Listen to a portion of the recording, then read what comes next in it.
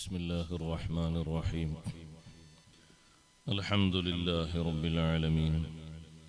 اللهم صل وسلم وبارك على رسولك سيدنا ومولانا محمد وعلى آل وأصحاب سيدنا ومولانا محمد وعلى جميع الأنبياء والمرسلين وآلهم وصحبهم وتابعين لهم بإحسان إلى يوم الدين. أما بعد، أعوذ بالله من الشيطان الرجيم.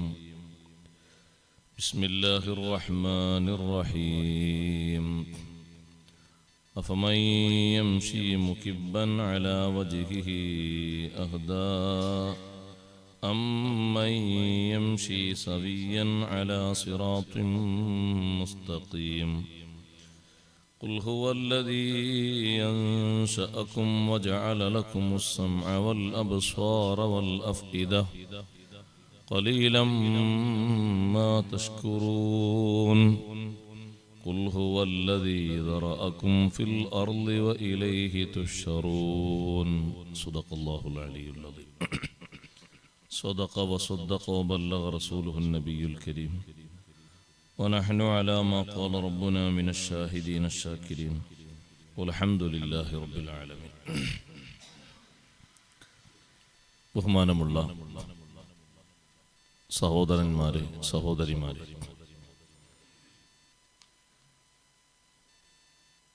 അള്ളാഹുവിൻ്റെ അതിമഹത്തായ അനുഗ്രഹത്താൽ ഈ പരിശുദ്ധ മുഹറം മാസത്തിലെ ആദ്യത്തെ വെള്ളിയാഴ്ചയിൽ രാവിലെ തന്നെ നാം ഈ ഒരുമിച്ച് കൂടിയ ഈ സദുദ്യമം പൂർണ്ണാർത്ഥത്തിൽ അള്ളാഹു നമ്മിൽ നിന്ന് സ്വീകരിക്കുമാറാകട്ടെ. പരിശുദ്ധ ഖുർആൻ യഥാവിധി പഠിക്കാനും പകർത്താനും അതനുസരിച്ച് ജീവിക്കാനും പ്രബോധിക്കാനും അള്ളാഹു നമ്മെ എല്ലാവരെയും അനുഗ്രഹിക്കുമാറാകട്ടെ. തബാറക സൂറത്തിലെ 22 മുതലുള്ള വചനങ്ങളാണ് നാം ഓതിയത്. ഒരു പ്രധാനപ്പെട്ട ചോദ്യം അള്ളാഹു നമ്മോട് ചോദിക്കുകയാണ്. അഫമൻ യംശി മുകിബ്ബൻ അലാ വജ്ഹി, മുഖം കുത്തി നടക്കുന്നവനാണോ? അതിന്റെ നേർക്കുനേരെയുള്ള അർത്ഥമാണ് അങ്ങനെ. അഫമൻ യംശി മുകിബ്ബൻ അലാ വജ്ഹി, മുഖം കുത്തി നടക്കുന്നവൻ ആണോ അഹ്ദ,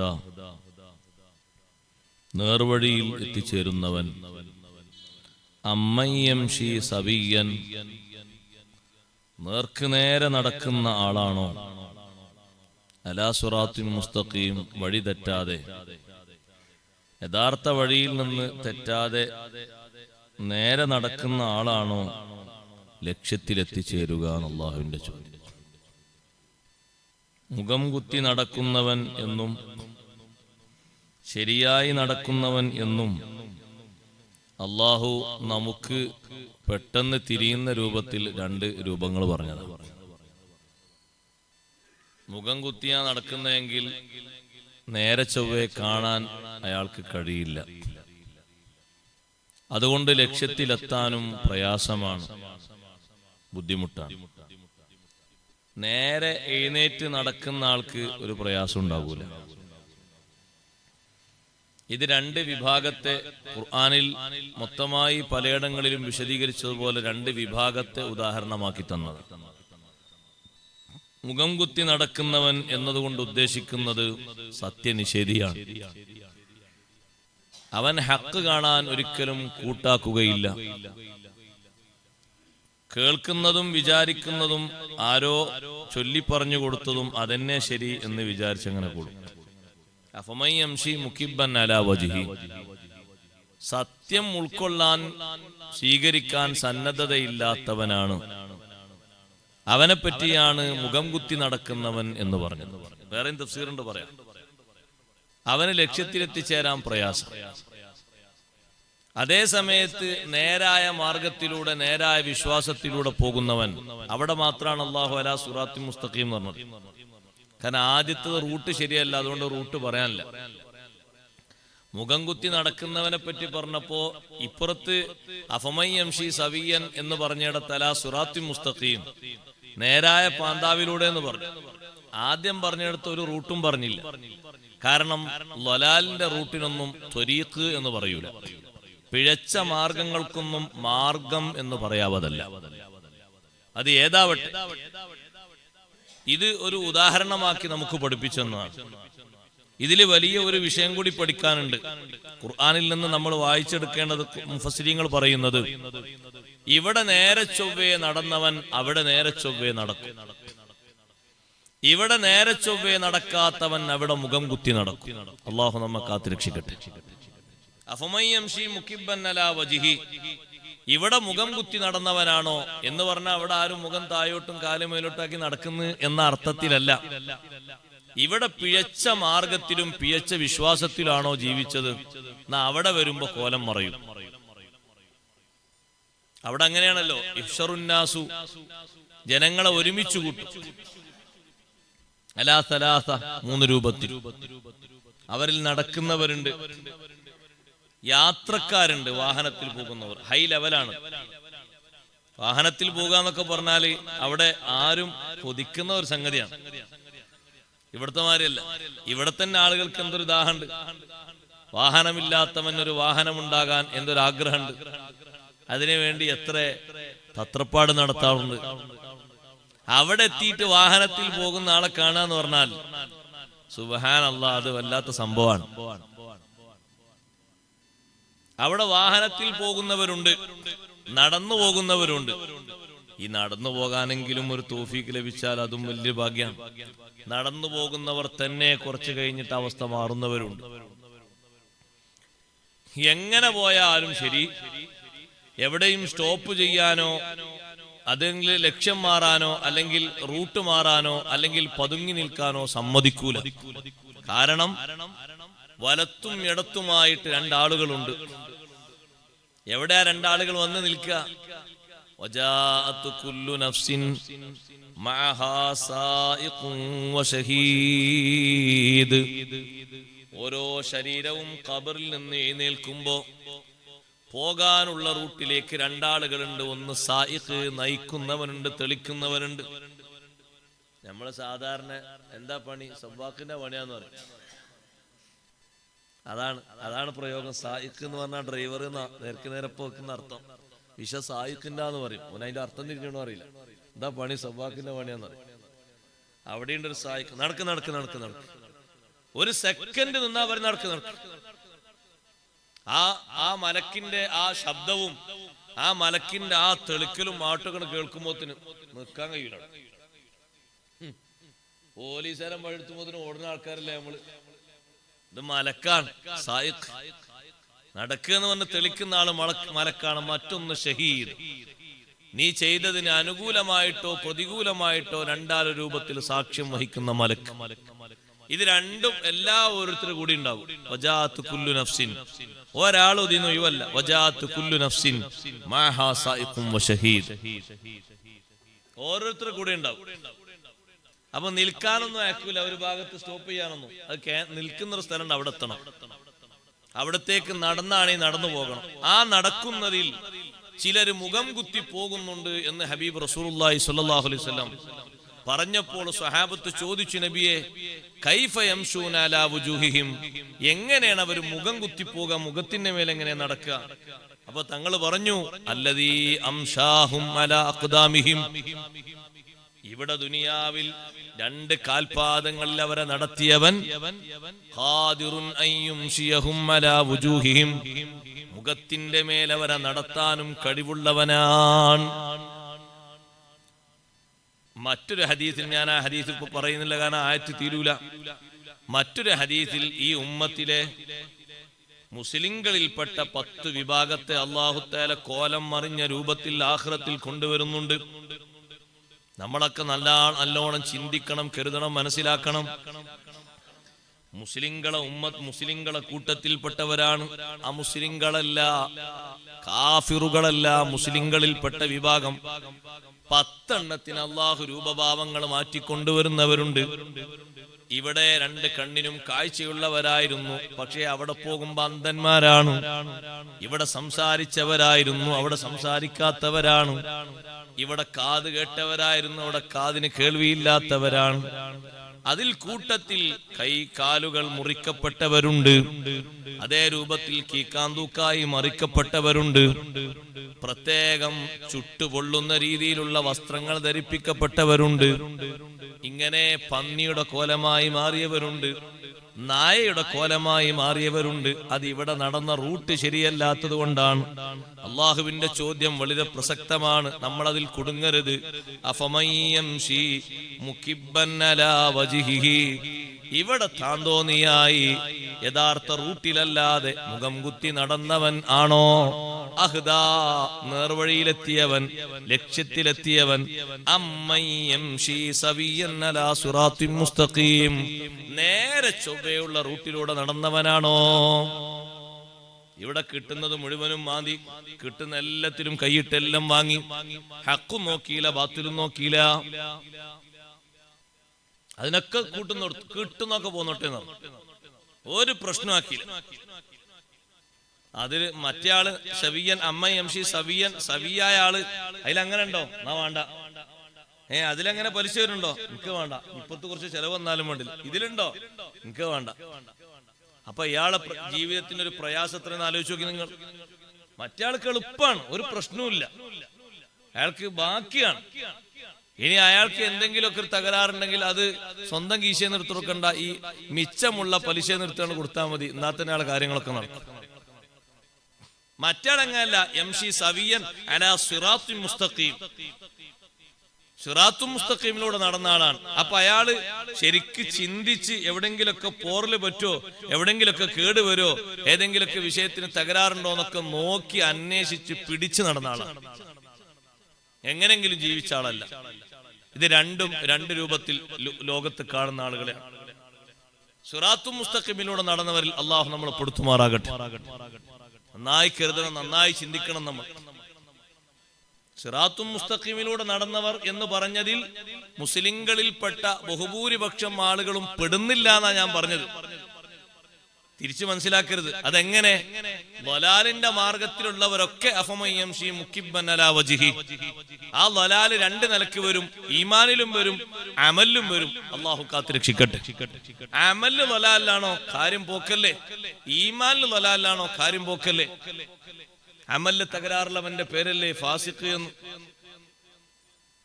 അമലില് തകരാറുള്ളവന്റെ പേരാണ് ഫാസിഖ്. അവൻ ആരാ? അഫമയ്യംശി മുകിബ്ബൻ അലാ വജ്ഹി. അമലില് തകരാറ് വരാൻ പാടില്ല, അമലില് കുഴപ്പം വരാൻ പാടില്ല. ഞാൻ എന്റെ ഉപജീവന മാർഗത്തെക്കാളും കൂടുതൽ ഞാൻ ശരിയായി പോകേണ്ടത് എന്റെ അമലിലാണ്. ഞാൻ എന്റെ കുടുംബം പോറ്റാൻ ഒരു ജോലിക്ക് ഇറങ്ങിയിട്ട് എനിക്ക് അള്ളാഹുവിലുള്ള ഒരു ഫർള് മുടങ്ങാതെ, ഒരു ഫർളും തകരാറാകാതെ മുന്നോട്ട് കൊണ്ടുപോകാനുള്ള കഴിവ് മുസ്ലിമായ ഞാൻ ആർജിക്കേണ്ടതാണ്. ഒരു നേരം പട്ടിണി കിടക്കേണ്ടി വന്നാലും ശരി, ഹറാമു തിന്നാൻ വേണ്ടി പോകാൻ പറ്റൂല. അതാണ് അഫമയ്യംശി മുകിബ്ബൻ അലാ വജ്ഹിഹി അഹ്ദാ അമ്മയ്യംശി സബീല സിറാത്തുൽ മുസ്തഖീം. ബാത്തിലായത് വാങ്ങുന്നതിന് ആൾക്കാർക്ക് വല്ല തകരാറുണ്ടോ? ആൾക്കാർക്ക് വല്ല മടിയുണ്ടോ? അവസാന ഒരു കാലം വരും, ആ കാലഘട്ടത്തിൽ ദീനിൽ ഉറച്ചു നിൽക്കുന്ന ആൾ കൽ ഖാബിൽ അൽ ജംദി, തീക്കനൽ കയ്യിൽ പിടിച്ചവനെ പോലെയാണെന്ന് ഹബീബ് റസൂലുള്ളാഹി സ്വല്ലല്ലാഹു അലൈഹി വസല്ലം തങ്ങൾ പറഞ്ഞതേ. ജീവിക്കാൻ സൗകര്യങ്ങൾ കുറഞ്ഞ ആളെ പറ്റിയിട്ടല്ല, കാരണം അത് നാൾക്ക് നാൾ വർദ്ധിക്കുന്ന വേറെ ഹദീസിലുണ്ടല്ലോ. ജീവിക്കാൻ വരുമാനമോ സൗകര്യമോ കുറഞ്ഞ ആളെ പറ്റിയല്ല പറഞ്ഞത്. പിന്നെന്താ? ഹുക്കുമുകൾ കയ്യിലേന്തി നടക്കാൻ വലിയ പ്രയാസമായിരിക്കും. അങ്ങനെ ഉറച്ചു നിൽക്കാൻ കഴിയുന്ന ആൾക്കാർ തുലോം കണക്കിന് കുറവായിരിക്കും, എണ്ണിയാ തീരും. ഖൽ ഖാബിൽ അൽ ജംദി, ഒരു തീക്കട്ട കയ്യിൽ പിടിക്കാനാവോ? തീപ്പൊരി കയ്യിൽ പിടിക്കാനാവോ? തീക്കട്ട കയ്യിൽ പിടിക്കുന്നവനെ പോലെ എന്ന് പറയാൻ കാരണം ദീനിൽ അങ്ങനെ ഉറച്ചു നിൽക്കാൻ വലിയ പ്രയാസാണ്. പരിഹാസം ഒരു ഭാഗത്ത് വരും, ആളുകൾ അതിന്റെ പേരിൽ മുർത്തദ്ദാകുന്ന മറ്റൊരു ഭാഗത്ത് കാണാൻ കഴിയും, ബാത്തിൽ വ്യാപിച്ചതായി കാണാൻ കഴിയും. നമ്മൾ നന്നായി ശ്രദ്ധിക്കണം, നന്നായി സൂക്ഷിക്കണം. എന്നോട് പറഞ്ഞൊരു ഉസ്താദെ, പള്ളിയിൽ 5 വക്തിനും മുന്നത്തെ സൊഫിൽ ഇമാമിന്റെ നേരെ ബേക്കിൽ, ഏറ്റവും കൂലിട്ടുന്ന സ്ഥലം അതാണല്ലോ, ഇമാമിന്റെ നേരെ ബേക്കിലാണ്. പക്ഷെ മൂപ്പർക്ക് ഒറ്റ മാസവും പലിശയില്ലാതെ, ലോട്ടറി ഇല്ലാതെ, ചൂഷണല്ലാതെ മുന്നോട്ടുണ്ടാകാൻ കഴിയൂല. ഇതാള് അഫമയംഷി മുക്കിബൻ അലാ വജീഹല്ലേ, സ്വകാര്യാണ്. ഇവിടെ മൂല്യരറിയില്ല, തങ്ങളറിയില്ല എന്ന് കരുതിയിട്ട് ചൂഷണോപാധികമായിട്ട് ഒരൊറ്റ ഹർഫ് കാശ് പോലും കൈക്കലാക്കരുത്.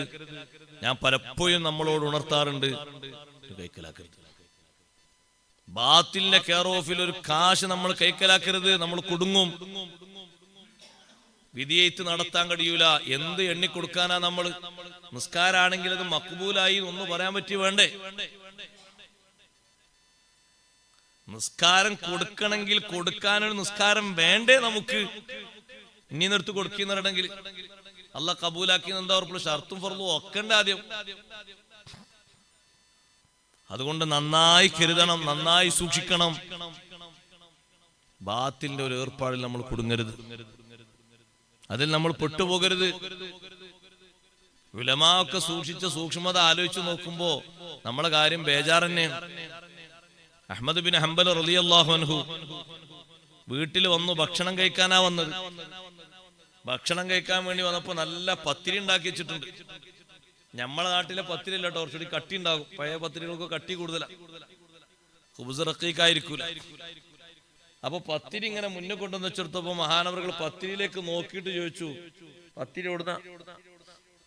പത്തിരി ഇവിടുന്ന് തന്നെ, ഇവിടെ നിന്നുള്ള പൊടിയോട് ഉണ്ടാക്കിയത്. ഇതിന് വെള്ളം ഇവിടെ അടുത്ത് കുഴക്കാൻ? അത് അപ്പുറത്തെ കിണറ്റിൽ നിർത്താണ്. ആരെ കിണറ്റിന്ന്? അപ്പുറത്തൊരാൾ, ആള് മുസ്ലിമാണ്. എന്നാ എനിക്ക് വേണ്ട. എന്താ കാരണം? ബാത്തിലായ നിലക്ക് ഭരിക്കുന്ന ആളുകളുടെ ഓശാരം പറ്റി ജീവിക്കുന്ന ആളാണ് അയാൾ. അയാളെ കിണറ്റിൽ നിർത്താ വെള്ളം കൊണ്ടാ പത്തിരി കുഴച്ചു വിട്ടത്? എനിക്ക് വേണ്ട. മക്കളും പറഞ്ഞു ഞങ്ങൾക്കും വേണ്ട, ഉമ്മയും ബാപ്പയും കുടുംബമൊക്കെ പറഞ്ഞു ഞങ്ങൾക്ക് വേണ്ട. അതെ, അതാണ് അമ്മയും ഷി സവിയൻ അലാ സുറാത്തിൻ മുസ്തഖീം. നമ്മൾ നല്ലോണം കരുതണം. ഞാൻ പലപ്പോഴും ക്ലാസ്സിൽ പറയാറുണ്ട്, ബാത്തിലായ നിലക്ക് അമൽ സ്വീകരിക്കണമെങ്കിൽ ത്വയ്യിബാത്തിൽ നിന്ന് ഭക്ഷിക്കണം. കിട്ടുന്നിടത്ത് അതിന് എങ്ങനെ വന്നാലും കുഴപ്പമില്ല, പോന്നോട്ടെ എന്നുള്ള ഒരു നയം അത് നമുക്ക് പറ്റൂല. സിറാത്തുൽ മുസ്തഖീമിലൂടെ നടക്കും, നമുക്കത് പറ്റൂല. നമ്മൾ ശരിയായ രൂപത്തിൽ തന്നെ ചിന്തിക്കണം.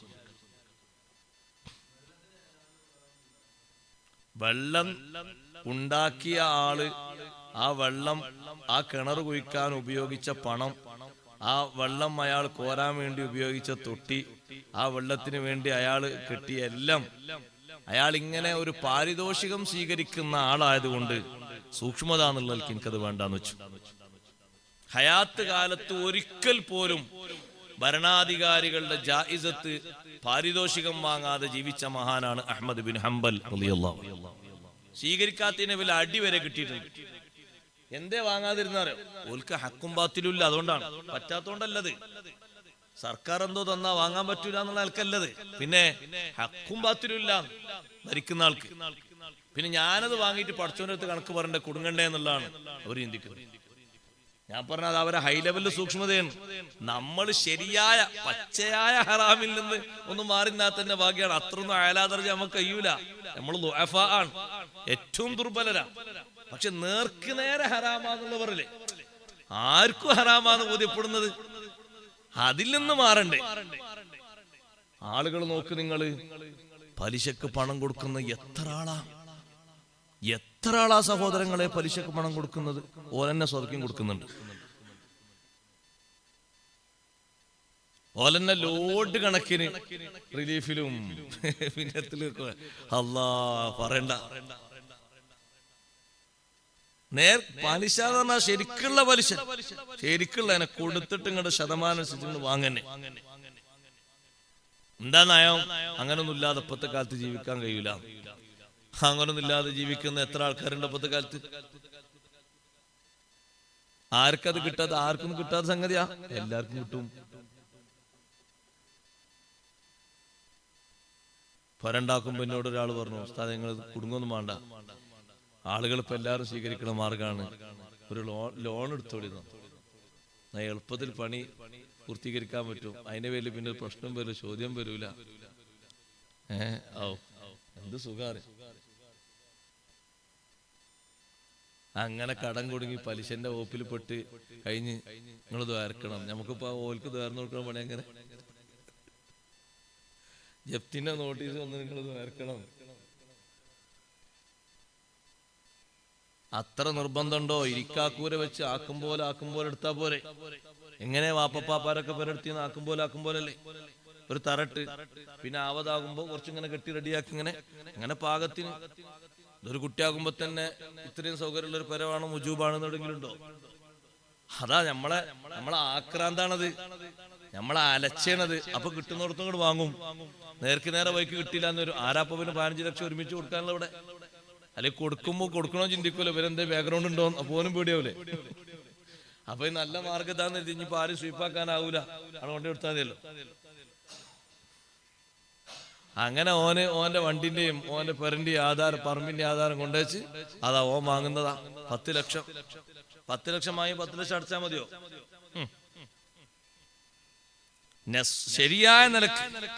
ശരിയായ നിലക്ക് ബോധ്യപ്പെട്ടു. എന്താണ് ഫഅദനൂ ബിഹർബിൻ മിനല്ലാഹി വറസൂലിഹി എന്നതിന് ഇബ്നു ഹജർ തങ്ങൾ കൊടുത്ത അർത്ഥം ഞാൻ എന്റെ വക പറയുന്നില്ല. അള്ളാഹു യുദ്ധം പ്രഖ്യാപിച്ച് റസൂലുള്ളാഹി സ്വല്ലല്ലാഹു അലൈഹി വസല്ലം മുഹാറബത്ത് പ്രഖ്യാപിച്ച വിഷയമല്ലേ റിബ, ഭക്ഷിക്കലും, അത് വാങ്ങലും കൊടുക്കലും, അതിന് സാക്ഷിക്കലും. എന്താണ് അതിന്റെ അർത്ഥം? ഓലങ്ങനെ ഹർബ് പ്രഖ്യാപിച്ചു എന്ന് പറയുന്ന അർത്ഥം എന്താ? ഇബ്നു ഹജർ തങ്ങൾ അവിടുത്തെ കിതാബിൽ രേഖപ്പെടുത്തുന്നു, അല്ലാഹു തആല ശത്രുത വെച്ച ഒരുത്തൻ പിന്നെ അയാൾ ഈമാനോടെ പിരിയില്ല എന്നാണ് പറഞ്ഞതിന്റെ അർത്ഥം. അല്ലാഹു കാത്തുരക്ഷിക്കട്ടെ. അള്ളാന്റെ മുഹാരിബായ മനുഷ്യൻ ഓനെങ്ങനെ ഈമാനോടെ പിരിയും? ഓനെങ്ങനെ ഖാത്തിമത്ത് നന്നായി പിരിയും? ഓൻ സൂഉൽ ഖാത്തിമത്തിലാണ് പിരിയുക.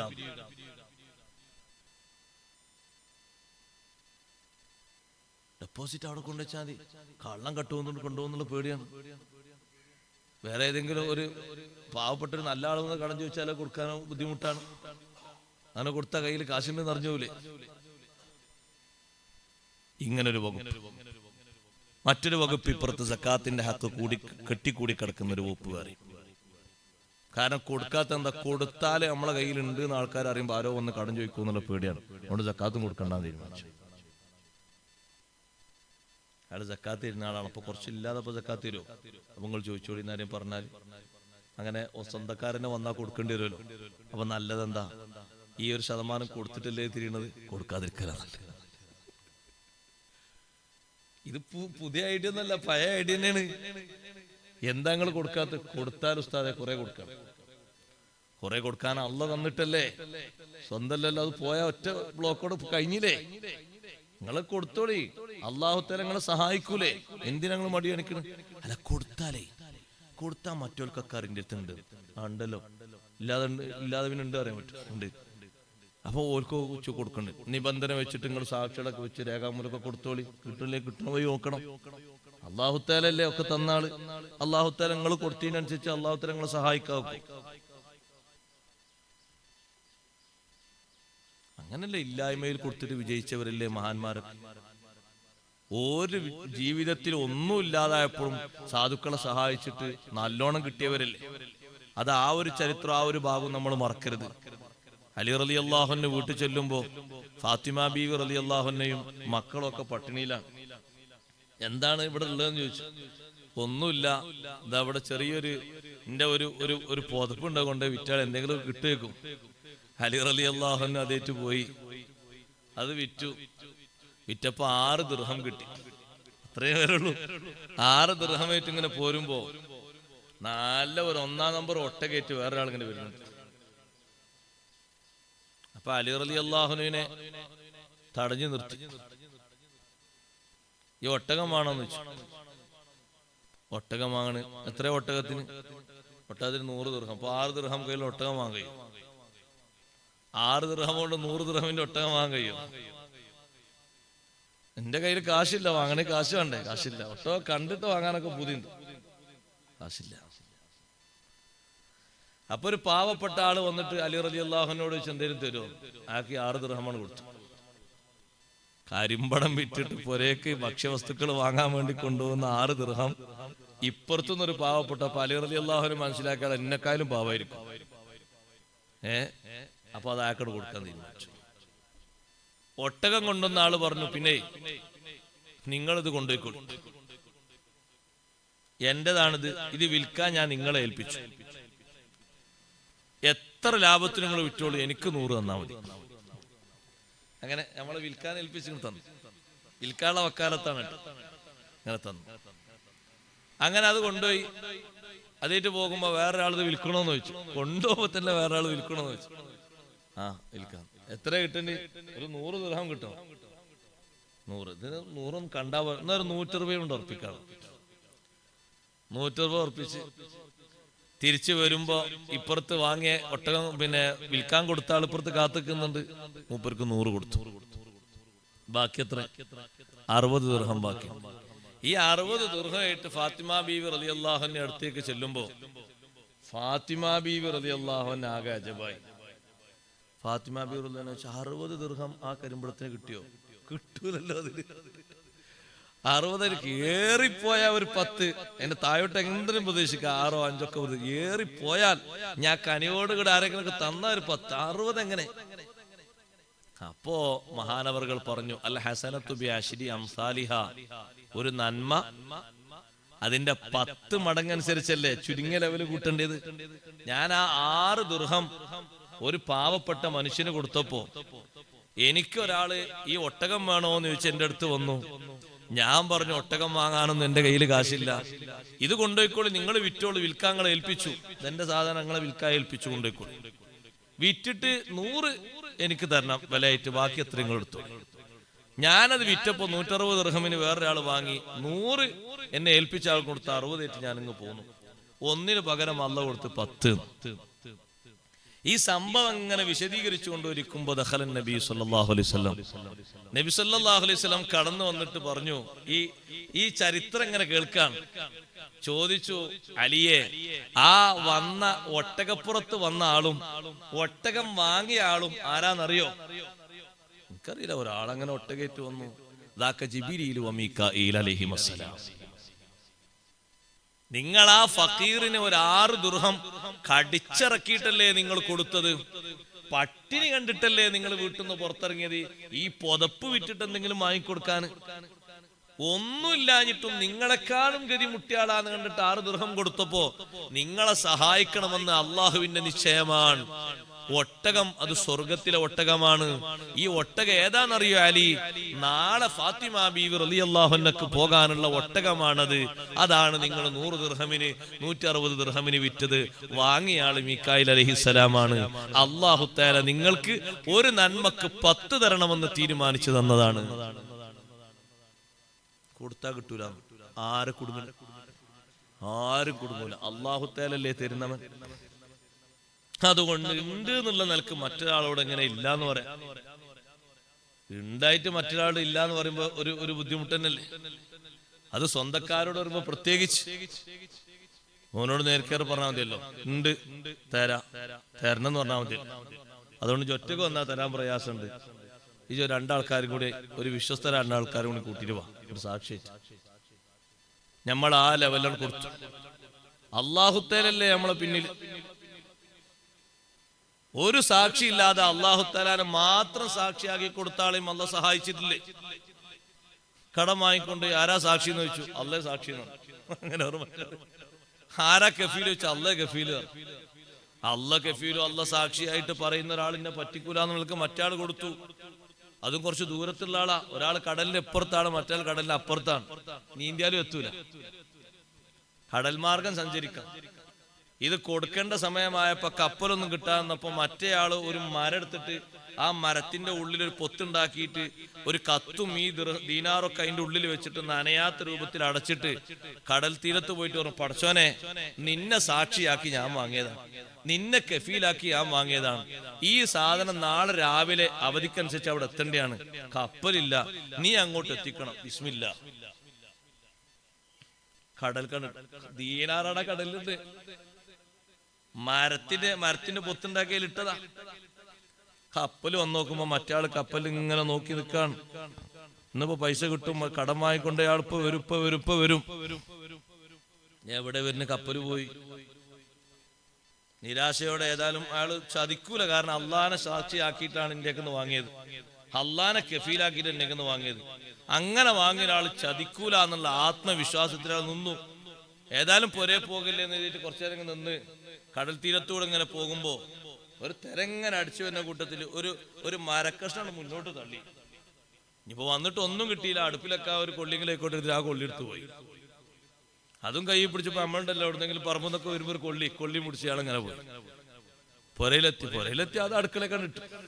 അത് പെണ്ണുങ്ങളത് എടുത്ത് ഇങ്ങനെ പൊളിച്ചു, അടുപ്പിൽ വെക്കാൻ സൗകര്യത്തിൽ പൊളിച്ചോക്ക് വേണ്ടി ദീനാറാണ് ചാടുന്നു. ദീനാറിന്റെ കൂടെ ഒരു എഴുത്തും. അപ്പൊ അയാളെ മനസ്സിൽ വന്ന ഒരു സന്തോഷം എത്ര ഉണ്ടാവും ആലോചിച്ചിട്ടുണ്ട്. അള്ളാനെ സാക്ഷിയാക്കിയിട്ട്, അള്ളാനെ കഫീലാക്കിയിട്ട് ഒരാള് വാങ്ങിക്കൊണ്ടേ അള്ളാഹുവല്ലേ ഷാഹിദ്. കറക്റ്റ് ടൈമിൽ ഒരു സെക്കൻഡ് പോലും തെറ്റാതെ പറഞ്ഞ ടൈമിന് പറഞ്ഞ് വാങ്ങി കൊണ്ടുപോയ ആ ടൈമിൽ തന്നെ കയ്യിൽ ആശക്തി. ഇയാൾ അവിടുന്ന് ആ മരക്കഷ്ണം എടുത്ത ആ ടൈമിലാണ് അദ്ദേഹത്തിൽ നിന്ന് മറ്റേ ആള് വാങ്ങിക്കൊണ്ടുപോയത്. ഈ ഒരു ആത്മവിശ്വാസം നമുക്ക് വേണ്ടേ? അതുകൊണ്ട് നേരെ റൂട്ടിലൂടെ നടക്കണം, എന്നാലേ അവിടുന്ന് നേരെ പോകാൻ കഴിയുള്ളൂ. ഇവിടെ നേരെ റൂട്ടിലൂടെ നടക്കണം, ഇവിടെ മുഖം കുത്തി നടക്കരുത്. അഫമൻ യംശി മുകിബ്ബൻ അലാ വജ്ഹിഹി, അതിൽ വരുന്ന ഒന്നാമത്തെ ആള് ഹുവൽ കാഫിർ അകബ്ബ അലാ മആസില്ലാഹ് ഫിദ്ദുനിയ, ദുനിയാവിൽ അവൻ മാസിയത്തിൽ ജീവിച്ചു, അല്ലാഹു തആല അവനെ മുഖം കുത്തിയിട്ട് ആഖിറത്തിൽ എഴുന്നേൽപ്പിക്കും. അല്ല, ഇവിടെ ഇസ്തിഖാമത്തിലായി മുഅ്മിൻ ജീവിച്ചു, അതുകൊണ്ട് മുഅ്മിനെ രണ്ട് കാൽപാദത്തിലൂടെ തന്നെ അല്ലാഹു തആല നടത്തിക്കൊണ്ടുപോകും. യംശി സവിയൻ അലാ സിറാത്തിൽ മുസ്തഖീം. ഇവിടെ റാസിമാമു ചോദിക്കുന്നുണ്ട്, ഇതെല്ലാവർക്കും ഉള്ളൊരു മിസാൽ എന്നുള്ളവർക്ക് ആലിമും ജാഹിലും സമാണോ? ആലിമും ജാഹിലിനും ഉദാഹരണം പറയാ. മുഖം കുത്തി നടക്കുന്നവൻ ജാഹിലാണ്, മുഖം കുത്തി നടക്കുന്നവന് വിവരമില്ലാത്തവനാണ്. നേരെ റൂട്ടിലൂടെ നടക്കുന്നവനാണ് ആലിം, അവർക്ക് വിവരമുണ്ടല്ലോ. ഈ ആലിമും ജാഹിലും സമല്ലല്ലോ, വ്യത്യാസമല്ലേ? വ്യത്യാസമുണ്ട്.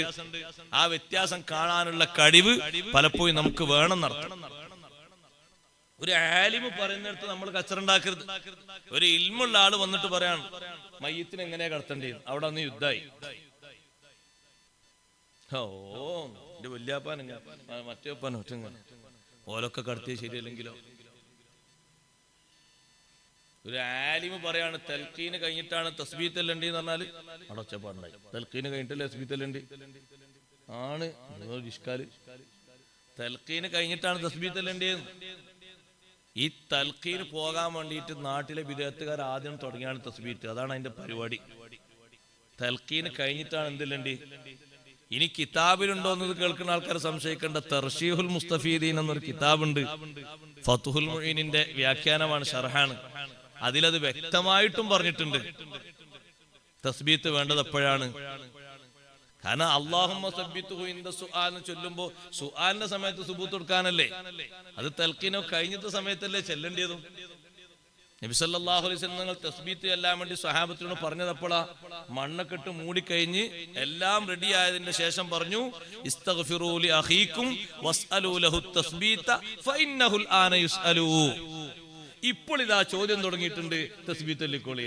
അപ്പൊ ഇപ്പോഴാ തസ്ബീത്ത്, ഇപ്പൊ ചോദ്യം തുടങ്ങിയിട്ടുണ്ട്. ഇത് നോക്കിക്കണ്ട് പറയാണ് ഹബീബ് റസൂലുള്ളാഹി സ്വല്ലല്ലാഹു അലൈഹി വസല്ലം. എന്നിട്ട് സ്വഹാബത്തിനോട് പറഞ്ഞു തസ്ബീത്ത് ചൊല്ലി. ഇതുകൊണ്ടാണ് നമ്മളൊക്കെ ശ്രദ്ധിക്കലും. ചിലപ്പോഴൊക്കെ തസ്ബീത്ത് തുടക്കത്തിന് ചെല്ലിയല്ല അവിടെ ഒച്ചപ്പാടുണ്ടാക്കാൻ കഴിയൂല. അപ്പൊ എന്ത് ചെയ്യും? നമ്മളിപ്പോ ആ സങ്കടപ്പാടിലല്ലേ. അപ്പൊ തൽക്കീന് കഴിഞ്ഞിട്ട് പിന്നെ കുറച്ചു നേരം കൂടി അവിടെ ഒന്ന് തസ്ബീത്ത് ചെല്ലും, ചൊല്ലണം. അങ്ങനെ ചെല്ലേണ്ടി ശരിക്കും. അപ്പൊ ഇത് പറയുമ്പോ ഇത് വളരെ ശക്തമായിട്ട് പറഞ്ഞിരുന്നു ഓരോ സ്ഥലത്തും. ബഹുമാനപ്പെട്ട ലത്തീഫ് ഉസ്താദ് ഞങ്ങൾക്കൊക്കെ ദർശനത്തിൽ തന്ന മർക്കസിലെ മുദരിസായിരുന്നു, വഫാത്തായി പോയി, അള്ളാഹു ദർജയേറ്റി കൊടുക്കട്ടെ. ഉസ്താദിനൊരു മസ്അല അതിന്റെ റൂട്ടിൽ നിന്ന് അവിടെ തെറ്റാൻ ഉസ്താദ് അയക്കൂല, അത്ര സൂക്ഷ്മത. നല്ല ഒച്ചയാണ് ഉസ്താദ്. ഇപ്പൊ ഇവിടെ ഈ മൈക്കൊന്നും വേണ്ട, ക്ലാസ് എടുക്കാൻ അവിടെയൊക്കെ ഫുള്ള് കേൾക്കും, നല്ല ഒച്ച. മർക്കസിന് മേലെ ക്ലാസ് എടുത്താൽ താഴെ ഗ്രൗണ്ടിൽ ഇങ്ങനെ കേൾക്കും, മൈക്കില്ലെങ്കിൽ. നല്ല സൗണ്ടായിരുന്നു. അപ്പൊ ഏത് കുട്ടിക്കും ക്ലാസ് ശരിക്കും തീരും. അപ്പൊ ഉസ്താദ് പറയില്ല, ഞാൻ പോകുന്നിടത്തൊക്കെ ഞാനവിടെ ഒച്ചിട്ട് ഞാൻ പറയലാണ്, അങ്ങനെയല്ലേ വേണ്ടത്. അപ്പൊ കുറെ എണ്ണം എന്റെ ഒച്ചമണ്ട ഒതുങ്ങും, കുറെ എണ്ണം പിന്നെ നോക്കിയിട്ടൊന്നും ഉണ്ടാക്കും. ആലിമ് പറഞ്ഞാൽ കേൾക്കണ്ടേ, ജാഹില് മുന്നോട്ടിക്കല. മയ്യത്ത് നിസ്കരിക്കും, നിങ്ങൾ നോക്കി മയ്യത്ത് നിസ്കാരം ഫാത്തിഹയും നേർക്ക് ഓതാൻ അറിയുന്ന, അല്ലാഹുമ്മ ഗഫിർലഹു ഒക്കെ ഫുൾ അറിയുന്ന, ആ മയ്യത്തിന് നന്നായിട്ട് ദ്വാരക്കാൻ അറിയുന്ന, നിസ്കാരം മുക്കല്ലഫായതിനു ശേഷം ഖളാ ഇല്ലാത്ത ഒരു ആലിം നിസ്കരിക്കുകയാണെങ്കിൽ ഈ പടുജായിൽ നിസ്കരിക്കുന്നേക്കാൾ നല്ലതല്ലേ? അല്ല, ഒന്ന് കൂട്ടിയൊക്കെ നിങ്ങൾ. ഓൻ ആകെ ഫാത്തിഹന്റെ നേർക്കറിയും. അല്ലാഹുമ്മ ഗഫിർലഹുവിന്റെ അപ്പുറം ഒരു അർഫ് ദ്വാരക്കാൻ അറിയില്ല. ഇനി ദ്വാരക്കാണെങ്കിലൊക്കെ തെറ്റേക്കാരം. മരിച്ചെടുക്കണം, എണീച്ച് മുഖത്തൊക്കെ തല്ലി വരും. എന്താടാ എന്നെ പഠിപ്പിച്ച് ചെല്ലണോ വെച്ചിട്ട്.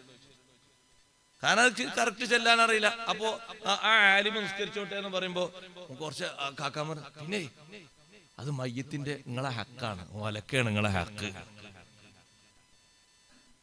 നിങ്ങളെ ഹക്കാണ്, ആർക്കും വിട്ടുകൊടുക്കണ്ട. ഓരോ ലക്ഷ്യം എന്താ പറയുക, അയാൾ ഇവിടെ നിസ്കരിക്കാൻ പാടില്ല എന്നാണ്.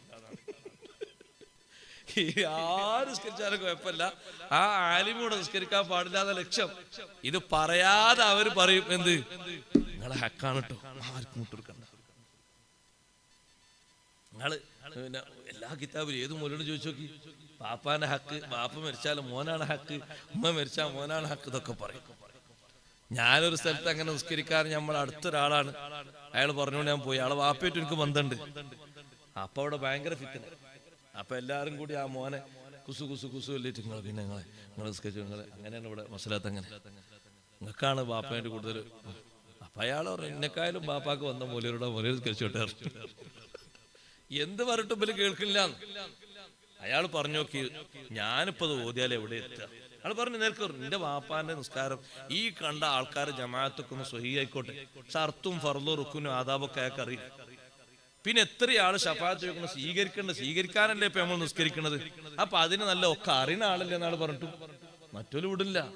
മറ്റോല് ഇയാളങ്ങണ്ട് വട്ടം കറക്കിട്ട് ഇയാളെ ആകണ്ട് ഇപ്പാക്കിയപ്പോ അയാൾ ലാസ്റ്റ് പറഞ്ഞ പണിയാണ്, എന്നെക്കാട്ടിലും ബന്ധം വാപ്പാക്ക മൂലയിൽ നിസ്കരിച്ചോട്ടെ. അതില് പിന്നെ ഓർക്ക് വേറെ പറയണമെന്നില്ല. നിങ്ങൾ ആലോചിച്ച് നോക്കി. ഇത് ഞാൻ പറയുന്നത് നമ്മൾ ശരിക്കും കാണണം. ഇത് നമ്മൾ പറയാൻ കാരണം എന്താ, ആലിമാണ് ആ ചെയ്യുന്നെങ്കിൽ ഓന് വിവരമുള്ള ആളല്ലേ, ആലിമല്ലേ. അല്ലെങ്കിൽ കുറെ കൊല്ലം ദർസ് നടത്തിയ ഒരു മുദരിസാണ്, സൂക്ഷ്മമുള്ള ഒരു മുദരിസാണ്. അയാൾ നിസ്കരിക്കുമ്പോ അതിനില്ലേ ഒരു ചേലൊക്കെ, അതിനൊരു മട്ടുമില്ലേ. അപ്പൊ ആലിമും ജാഹിലും എല്ലാ വിഷയത്തിനും സമല്ല. കാരണം ജാഹില് പലപ്പോഴും മുഖിബ്ബൻ അലാ വജീഹി, ഓ മുഖം കുത്തി നടക്കുന്നവനായിരിക്കും, നമുക്ക് കാര്യങ്ങൾ തിരിയില്ല. എന്നാ ചിലപ്പോ ഇത് പറഞ്ഞു കൊടുക്കാൻ മറ്റേ ആൾക്ക് അറിയാത്തോണ്ടല്ല, വിഷമം കൊണ്ടോ പേടിയുണ്ടോ പറഞ്ഞു കൊടുക്കാക്ക. കാരണം അങ്ങനെ വല്ലതും തിരിച്ച അടി പിന്നാലിന്ന് പൊട്ടും. അത്രയും ജാഹിലായതുകൊണ്ട്. ജാഹിലാണ് എന്നുള്ള വിവരെങ്കിലും വേണ്ടേ. അതുകൊണ്ട് സഹോദരങ്ങളെ, ഒരു ആലിം പറയുന്ന വിഷയം കേൾക്കും, ശരിക്കും ശ്രദ്ധിക്കും. അവിടെ മാത്രല്ല, നിങ്ങൾ നോക്ക്, ഖബറിലേക്ക് വെക്കുമ്പോൾ ഇതാ ഇപ്പോ ചില സ്ഥലങ്ങളിലൊന്നും ഖബറ് പള്ളിന്റെ അടുത്താകൂല, ചില സ്ഥലത്തൊക്കെ വേറെ വേറെ ആയിരിക്കും. ഈ ഖബറ് കുഴിക്കുന്നത് ഖിബിലക്കാകല് നിർബന്ധം. പള്ളിന്റെ അടുത്താകുമ്പോ പിന്നെ ഏകദേശമൊക്കെ മിഹ്റാബിലേക്ക് ചൂട്ടം നോക്കിയിട്ടാണ് കുഴിക്കും. അപ്പൊ പിന്നെ കൂടുതൽ തെറ്റൂല. ഖിബിലയിലേക്കാകാം ഒന്ന്. രണ്ടാമത്തത് ഈ കിടത്തുന്നതും ഖിബിലയിലേക്കാകാം. എങ്ങനെ കിടത്താ? നിങ്ങൾ നല്ലോണം ശ്രദ്ധിച്ചു നോക്കുമ്പോത്തിന് മണ്ണിട്ട് മൂടി പോന്നാ പോരാ. നല്ലോണം വലത്തെ ഭാഗത്തേക്ക് ചിരിച്ച് ഇത് ഇങ്ങനെ കിടത്തണ്ടേ, ഇങ്ങനെ നടത്തിയിട്ട് മുഖം ഇങ്ങനെ തിരിച്ചാൽ മതിയോ? ഇങ്ങനെ ശരിക്കും മലർത്തിയിട്ടും അല്ല ചെരിച്ചിട്ടും അല്ല, ഇങ്ങനെ ഇങ്ങനെ ഒരു ഒയന്ന കടത്തം കടത്തിയിട്ട് മുഖം കൊണ്ട് തിരിച്ചു വെച്ചിട്ട് മറിച്ചാൽ മതിയോ? പോരാ. ശരിക്ക് വലത്തോട്ട് ഇങ്ങോട്ട് ഖിബിലയിലേക്ക് ഇങ്ങോട്ട് ശരിക്കും ഇങ്ങോട്ട് വെച്ച് ബാക്കിൽ ആ ഭാഗത്ത് ഇങ്ങനെ അങ്ങോട്ട് മറിയാതിരിക്കാൻ വേണ്ടിയിട്ടുള്ള കല്ല് വെച്ച് റെഡിയാക്കി വെക്കണ്ടേ. പക്ഷെ നമ്മളെ നാട്ടിൽ എങ്ങനെ ചെയ്യാം? നമ്മളെ നാട്ടിൽ അത് അങ്ങനെ വെച്ച് ഏകദേശം കണ്ട്. അപ്പൊ മറ്റാള് പറഞ്ഞു ഇപ്പൊ അങ്ങോട്ട് ഇറങ്ങാൻ കഴിയില്ല, അത്ര എടുക്കാൻ പാകത്തിന് കുറച്ചൊക്കെ വിശാലാക്കിയൂടെ? ഇയാളിങ്ങനെ കബറുണ്ടാക്കിയാൽ മാത്രമേ കബറെടുക്കുള്ളൂ. ഒരാൾ ഇത്ര കബറുണ്ടാക്കി, എന്നാ കബറെടുക്കൂലേ? ഒരാളെ കബർ ഇത്രക്ക് ഉണ്ടാക്കി ചൂട്ടേ, അയാളെ പറമ്പിലാണ് കബർ, അയാൾ ഇത്രക്ക് കുഴിക്കണം. അങ്ങനെ ആള് ഒരു 2 മീറ്റർ വീതിയിലാണ് കുഴിച്ചു, ആകെ പാകത്തിന് നീളത്തിലും. എന്നാലും കബറെടുക്കാൻ എടുക്കൂലേ? അങ്ങനെ കബറെടുങ്ങല് ഇപ്പൊ ആ കബറെടുക്കുമ്പോ അപ്പുറത്തും പുറത്തുള്ള ആൾക്കാർ താഴോട്ട് വീണുണ്ടോ? അത് നമ്മളുടെ ദൃഷ്ടിയിൽ നമ്മൾ കാണുന്ന ഒരു പരുവത്തിലായാൽ പിന്നെ നമുക്ക് ജീവിക്കേണ്ടി വരില്ല. അത് അല്ലാഹുത്താല ചെയ്യുന്ന അതിന്റെ ഉള്ളിലുള്ള വിശാലതയും നീക്കൊക്കെ അല്ലാഹുത്താലാന്റെ ദീൻപ്പെട്ടതല്ലേ. പാകത്തിനൊരു വിശാലത കൂട്ടാലോ. ഇത് ഒരാൾക്ക് ഇറങ്ങാനും കഴിയില്ല, ഒരു മയ്യത്ത് വെക്കാനും കഴിയില്ല. ചിലതോ കൊണ്ട് ഇടുകയാണ്, ചിലതോ കൊണ്ടേറ്റ് ഇങ്ങനെയാണ് കൊണ്ടിട്ടേക്കലാണ്. എന്താണ് മനുഷ്യനാണത്? വലക്കത് കറംനാ ബനി ആദം, മനുഷ്യനെ മനുഷ്യന്റെ പാകത്തിലും ബഹുമാനത്തിലും വെക്കണ്ടേ?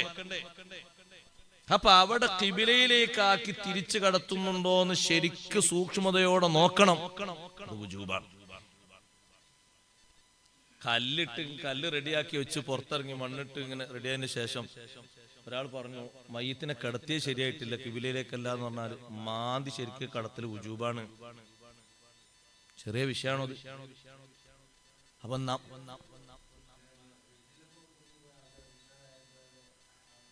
ഓൽക്ക് ദ്വാരക്ക,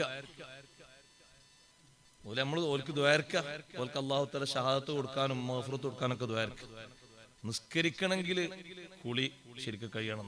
കടലിൽ പോയ ആൾക്കാരെ നിസ്കരിക്കാൻ കഴിയില്ലല്ലോ. അപ്പൊ വള്ളത്തിലാന്ന് ഉറപ്പന്നല്ലേ? കടലിലാണ് ഒരാൾ പോയത്, കരയിലല്ല. അതിപ്പോ വെള്ളത്തിലാന്ന് ഉറപ്പന്നല്ലേ? മീങ്ങൾ വരെ കുളിപ്പിച്ചിട്ടുണ്ടാവും, പക്ഷേ പറ്റൂലല്ലോ. നമ്മളോടാണ് കുളിപ്പിക്കാനുള്ള കൽപ്പന. അത് നിർവഹിക്കപ്പെടാൻ നമുക്ക് കഴിയാത്തത് കൊണ്ട് നമുക്ക് പ്രാർത്ഥിക്കാം. ഓൽക്കുള്ള ഹദിയകൾ, ഓൽക്കുള്ള അതുപോലെ തന്നെ ഖുർആനോത്ത്, ഓൽക്കുള്ള ബാക്കിയുള്ള കാര്യങ്ങളൊക്കെ ചെയ്യും. നിസ്കരിക്കണമെങ്കിൽ എന്ത് വേണം? ത്വഹാറത്ത് മുൻകടക്കണം. ഗൾഫിൽ ഒരാൾ മരണപ്പെട്ടു എന്ന് നമ്മളിവിടെ കേട്ടാലും കുളിപ്പിക്കൽ കർമ്മം അവിടെ കഴിയണം, എന്നാലേ നമുക്ക് ഇവിടെ നിസ്കാരമാകും. അവിടെ നിസ്കരിച്ചിട്ടേ ഇവിടെ നിസ്കരിക്കാവൂ എന്നില്ല. അവിടെ നിസ്കാരം കഴിഞ്ഞിട്ടേ ഇവിടെ നിസ്കരിക്കാവൂ എന്നുണ്ടോ? അതില്ല. അവിടെ കുളിപ്പിക്കൽ കഴിയണം. കുളിപ്പിക്കൽ കഴിഞ്ഞാൽ നിസ്കരിക്കാം. ഇതിപ്പോ നിസ്കരിക്കാൻ പറ്റാത്തൊരവസ്ഥ അങ്ങനെ ആയതുകൊണ്ടാണ്, അല്ലെങ്കിൽ എടുത്തു കിട്ടാത്തതുകൊണ്ടും കുളിപ്പിക്കാൻ കഴിയാത്തതുകൊണ്ടുള്ള വിഷമാണ്. ബാക്കിയുള്ള കാര്യങ്ങളൊക്കെ ഓർക്ക് വേണ്ടി ചെയ്യാം. അത്തരത്തിൽ പെട്ടുപോയവർക്കൊക്കെ അല്ലാഹു മഗ്ഫിറത്ത് കൊടുക്കട്ടെ. ഇത് വല്ലാത്തൊരു സംഗതി തന്നെയല്ലേ? കുളിപ്പിക്കാൻ കഴിയാത്ത, ഉണ്ടായിട്ടും കുളിപ്പിക്കാൻ കഴിയാത്ത ഹാലും നമ്മൾ കണ്ടിട്ടില്ലേ? നമ്മൾ കണ്ടില്ലേ മംഗലാപുരത്ത് വന്ന് വിമാനം ഇടിച്ചപ്പോ ആ വിമാനം കത്തിയിട്ട് അതിനുള്ള ആൾക്കാർ പുറത്തുകൊണ്ട് വെച്ച് കണ്ടില്ലേ? ഓലെങ്ങനെ കുളിപ്പിക്കണ്? തയമ്മും ചെയ്തിക്കല്ലേ ഓലൊക്കെ. കുളിപ്പിക്കാൻ വെള്ളം വെച്ചിട്ടുണ്ടെങ്കിൽ അങ്ങോട്ട് ചോർന്നു പൊടിയായിട്ടാണ് ഒലിച്ചു പോവും. അങ്ങനെ കഴിയൂല. വെള്ളം അങ്ങോട്ട് തട്ടിയാൽ തന്നെ പറഞ്ഞു പോകും. അപ്പൊ തയമ്മും ചെയ്യാനേ പറ്റുള്ളൂ. എന്നാലും തയമ്മുണ്ട്. ആ തയമ്മും ചെയ്തിട്ട് നിസ്കാരം നടക്കും, നിസ്കാരം കാര്യങ്ങളൊക്കെ നടക്കും. അപ്പോ ആ വിഷയങ്ങളൊക്കെ ആലിമ് പറയുമ്പോ ഒരു വിവരമുള്ള ആളാണ്, ഇൽമുള്ള ആളാണ് പറയുന്നതെന്ന് കരുതിയിട്ട് അത് മാനിക്കണം. എല്ലാ വിഷയത്തിലും അങ്ങനെ തന്നെ, ഒരു വിഷയത്തിലും മാത്രമല്ല. ജഹാലത്ത് ഒഴിവാക്കണം, അന്ധത ഒഴിവാക്കണം. മരിച്ചു കഴിഞ്ഞാൽ ചിലർക്ക് ഒരു ഉദാഹരണം, മരിച്ചു കഴിഞ്ഞാല് ഈ മരിച്ചു കഴിഞ്ഞ ആളെ ആ ഡ്രസ്സ് അവനെ തൊടാൻ പാടില്ല. അത് എന്താ കാണുന്നത്? കത്തിച്ചേ. അത് ഉപയോഗിക്കാൻ ആർക്കൊക്കെ പറ്റും ഓൽക്കൊക്കെ കൊടുക്കണം, എന്നാൽ അതിന് കൂലി കിട്ടൂലേ? ഹബീബ് റസൂലുള്ളാഹി സ്വല്ലല്ലാഹു അലൈഹി വസല്ലം തങ്ങളുടെ ജുബ്ബ, തങ്ങൾ ധരിച്ചിരുന്ന ഷർട്ട്, അത് അസ്മാ ബീവി റളിയല്ലാഹു അൻഹയും ആയിഷ ബീവിയും മാറി മാറി സൂക്ഷിച്ചത് ഹദീസിലുണ്ടല്ലോ. അതവർ കൊണ്ടുവരലുണ്ട്. അത് കാണട്ടെ എന്ന് ചോദിച്ചു വരുന്ന ആളുകൾക്ക് കാണിച്ചു കൊടുക്കാറുണ്ട്. നബി സല്ലല്ലാഹു അലൈഹി വസല്ലം ധരിച്ച ആ ജുബ്ബ കാണിക്കാൻ വേണ്ടിയിട്ട്. അപ്പൊ വാപ്പ ധരിച്ച തുണിയും കുപ്പായൊക്കെ ഉണ്ടെങ്കിൽ അത് ധരിക്കാൻ പറ്റിയ ആളുകൾക്ക് കൊടുത്താൽ അത് അവർക്ക് കൂടുതൽ കൂലിയല്ലേ? അപ്പൊ ഇതിന് ഒരു ജഹാലത്ത് എന്ത്? അത് ഇനി തൊടാനേ പാടില്ല. ഇനി ഇതെന്താ കാട്ടേണ്ടത്? അത് ഞാൻ അനക്കാൻ പാടില്ല. അപ്പെരുന്നാക്ക് വാങ്ങിയ കുപ്പായുണ്ട്, അതുകൊണ്ട് കത്തിക്കേ. നഊദു ബില്ലാഹ്, അങ്ങനെ ആകാൻ പാടില്ല. അപ്പൊ അത് ഉലമാ ആലിമീങ്ങൾ എന്താണോ പറയുന്നതനുസരിച്ച് സ്വീകരിക്കണം. ചിലർക്കൊരു അന്ധത ഉണ്ട്.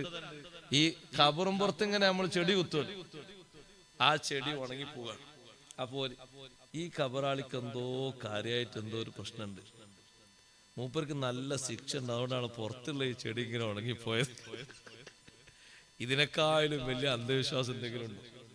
പുറത്തുള്ള ചെടി ഉണങ്ങിപ്പോയത് മതിയായ വെള്ളം കിട്ടായിട്ടാ, അല്ലെങ്കിൽ ആ ചെടി ആ മണ്ണിനോട് ചേർന്നിട്ടില്ല, അതുകൊണ്ടാണ്. അല്ല അപ്പൊ ഇങ്ങനെ കമ്പൊന്നും തീരെ കുത്തിയച്ചീരാന്നൊക്കെ ഒരാളെ കബറും പുറത്ത്. എന്നാലോ തീരെ അവിടെ കുത്തിയേക്കാതെ നല്ല ശിക്ഷ ഉണ്ടെന്നാ? അതിനുള്ള ദലീലല്ല. അത് ഉണങ്ങിപ്പോയത് ഒന്നെങ്കിൽ നല്ല വെയിലിട്ടുന്ന സ്ഥലമാണ്, അല്ലെങ്കിൽ മതിയായ വെള്ളം കിട്ടിയില്ല, അല്ലെങ്കിൽ ആ മണ്ണ് അങ്ങനെ ചേർന്നിട്ടില്ല. ചിലത് കളിമണ്ണൊക്കെ ചേർന്നാൽ തന്നെ പെട്ടെന്ന് മുളച്ചു വരുന്നൊക്കെ ഉണ്ടല്ലോ. അതാണ് അതിന്റെ അർത്ഥം. ഖബറിന്റെ താഴെയുള്ള ആളെ നോക്കിയിട്ട് മേലുള്ളത് വിലയിരുത്താൻ പാടില്ല. അങ്ങനെ കഴിയില്ല. നമുക്ക് അങ്ങനെ കഴിയണമെങ്കിൽ നമ്മള് നബി മറ്റൊക്കെ ആകേണ്ടി വരും. നബി സല്ലല്ലാഹു അലൈഹി വസല്ലം നോക്കിയിട്ട് പറഞ്ഞത് ഈ രണ്ട് കബറാളികൾക്ക് ശിക്ഷ അനുഭവിക്കുന്നുണ്ട്. അപ്പോ ചെറിയൊരു ലഘൂകരണം കിട്ടാൻ വേണ്ടി പച്ച കൊള്ളി കുത്തി കൊടുത്തില്ലേ. ഇനിയിപ്പോ പച്ച കൊള്ളിയില്ല, കുറച്ച് പുഷ്പങ്ങളാ കൊണ്ടുപോയിട്ട്, നല്ല സുഗന്ധമുള്ള പുഷ്പങ്ങൾ കൊണ്ടുപോയിട്ടു. അതും സത്യത്തിൽ അതിനുമുണ്ട് ഒരു പ്രത്യേകമായ സന്തോഷം. കാരണം മലക്കുകൾക്ക് വലിയൊരു സന്തോഷം ഉണ്ടാകുന്ന സംഗതിയാണ് ആ പുഷ്പങ്ങൾ വിതറൽ. നമ്മൾ പുറത്ത് ചില ഭാഗങ്ങളിലൊക്കെ പോയി, ഇവിടെ നമ്മളെ നാട്ടിൽ നിന്ന് വിട്ടുപോയാൽ കബർ പുറത്തോ അങ്ങനെ കാണാൻ കിട്ടും പുഷ്പങ്ങൾ ഇങ്ങനെ വിതരണ സ്വഭാവം. അങ്ങനെ ഉണ്ട് എന്നാണല്ലോ ഫത്തുൽ മീലൊക്കെ പറഞ്ഞത്. ചില നാടുകളിലൊക്കെ അങ്ങനെ ഒരു പതിവുണ്ട്. മലക്കൾ, അവിടെ വരുന്ന മലക്കുകൾക്ക്, അതുപോലെ സന്ദർശകർക്ക് അതുകൊണ്ട് വലിയ സന്തോഷം ഉണ്ടാകും. അജ്മീറിലൊക്കെ ഉണ്ടല്ലോ അങ്ങനെ ഒരു പൂവ് ഇങ്ങനെ വിതറുന്ന സ്വഭാവം. അതൊരു ആരാധന എന്ന അർത്ഥത്തിലല്ല ചെയ്യുന്ന ഒരു പുണ്യകർമ്മം, ഒരു സുന്നത്തായ കർമ്മം എന്നുള്ളവർക്കാണ് ചെയ്യുന്നത്. ഞാൻ തെറ്റൊന്നുമില്ല. ഈ കൊടി കുത്തും പോലെ തന്നെ, ഈ ചെടി കുത്തും പോലെ തന്നെയാണ് ഇതും, കുഴപ്പമില്ല.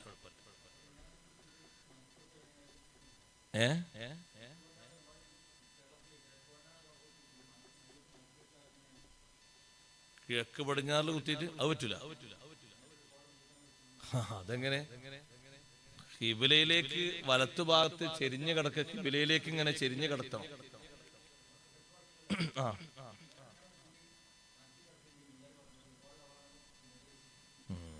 അതാണ്, അത് ശരിയാവില്ല.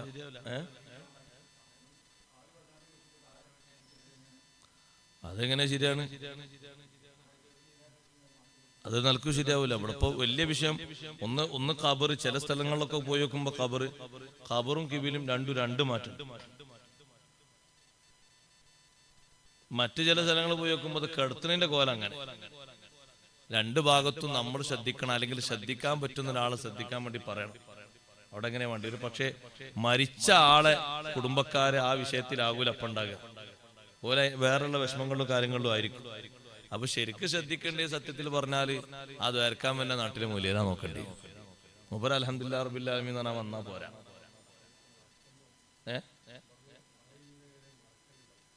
മേലെങ്ങനെ ഒരു മറ അതാണോ? സുന്നത്താ?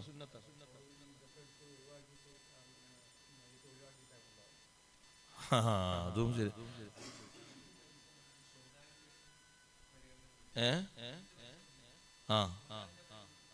ഈമാനോടെ മരിച്ച ആൾക്കാരല്ലേ? അതെ. ശുഹദാക്കൾ എന്ന് പറഞ്ഞാല് ദുന്യാവിലും ആഖിറത്തിലും രണ്ടിലും കൂടിയുള്ള ശുഹദാക്കളെ കുളിപ്പിക്കാൻ പാടില്ലാത്ത, ആഖിറത്തിലുള്ള ശുഹദാക്കളെ കുളിപ്പിക്കാം. അവിടെ പ്രസവത്തിൽ മരണപ്പെട്ടു പോയ ഒരു പെണ്ണ്, ആ പെണ്ണും ആഖിറത്തിൽ ഷഹീദാണ്, നൊമ്പരവേദനയിലെ.